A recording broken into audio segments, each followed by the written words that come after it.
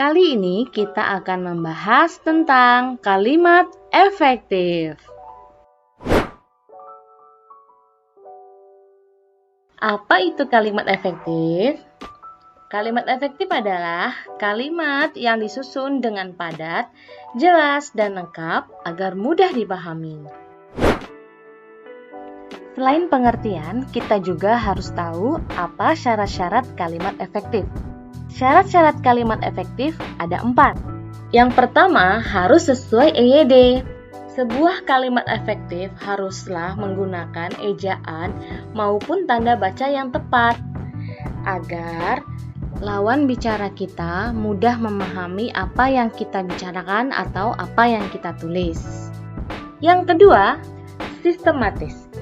Sebuah kalimat paling sederhana adalah memiliki susunan subjek dan predikat, kemudian ditambahkan dengan objek dan pelengkap hingga keterangan.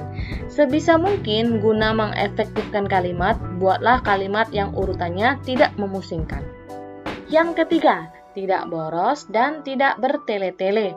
Jangan sampai kalimat yang kalian buat terlalu banyak menghambur-hamburkan kata dan terkesan bertele-tele, supaya orang mudah mengerti apa yang kau ucapkan.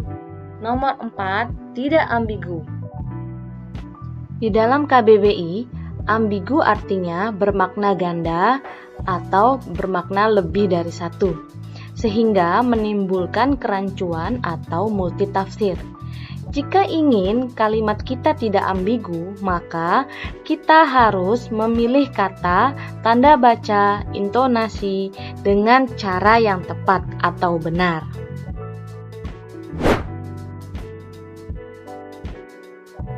Kalau tadi kita membahas tentang syarat kalimat efektif, sekarang kita membahas ciri-ciri kalimat efektif. Kesepadanan struktur. Pertama yang harus diperhatikan adalah kelengkapan struktur dan penggunaannya. Inilah yang dimaksud dengan kesepadanan struktur. Ada beberapa hal yang menyangkut ciri-ciri yang satu ini. Yang pertama, minimal ada subjek dan predikat. Yang kedua, jangan ada preposisi di depan subjek. Contohnya ialah, bagi semua peserta diharapkan hadir tepat waktu, itu tidak efektif. Sedangkan efektifnya, semua peserta diharapkan hadir tepat waktu. Kita lanjut nomor 3, yaitu hati-hati menggunakan konjungsi di depan predikat. Contohnya ialah, dia yang pergi meninggalkan saya. Contoh yang barusan kita lihat adalah salah, karena di dalam contoh tersebut ada kata yang ini adalah konjungsi. Sudah dibahas tadi bahwa kita seharusnya berhati-hati menggunakan konjungsi di depan predikat, yang adalah konjungsi subordinatif atributif. Jadi seharusnya yang betul adalah, dia pergi meninggalkan saya. Selanjutnya yang D, jangan ada subjek ganda.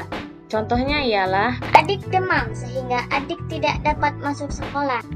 Kalimat yang barusan kita dengar adalah contoh kalimat tidak efektif karena ada 2 subjek dalam satu kalimat. Sebaiknya kata adik dikurangi menjadi 1 saja, sehingga yang betul adalah, adik demam sehingga tidak dapat masuk sekolah. Kehematan kata. Karena salah satu syarat kalimat efektif adalah ringkas dan tidak bertele-tele, kalian tidak boleh menyusun kata-kata yang bermakna sama di dalam sebuah kalimat. Ada 2 hal yang memungkinkan kalimat membuat kalimat yang boros sehingga tidak efektif. Yang pertama, menyangkut kata jamak, dan yang kedua, mengenai kata-kata bersinonim. Untuk menghindari hal tersebut, berikut ini contoh mengenai kesalahan dalam kata jamak dan sinonim yang menghasilkan kalimat tidak efektif. Contoh kata jamak. Para siswa-siswi sedang mengerjakan soal ujian masuk perguruan tinggi.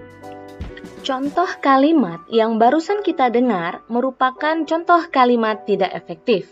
Karena apa? Karena di dalam kalimat tersebut ada kata para yang merujuk pada pengertian jamak. Sedangkan Ada pula kata siswa-siswi yang artinya juga jamak, lebih dari satu siswa.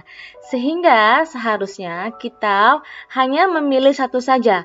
Boleh menggunakan para, tapi siswanya siswa saja, tidak boleh siswa-siswi. Boleh juga menggunakan kata siswa-siswi, tapi kata paranya harus dihilangkan, tidak boleh digunakan juga.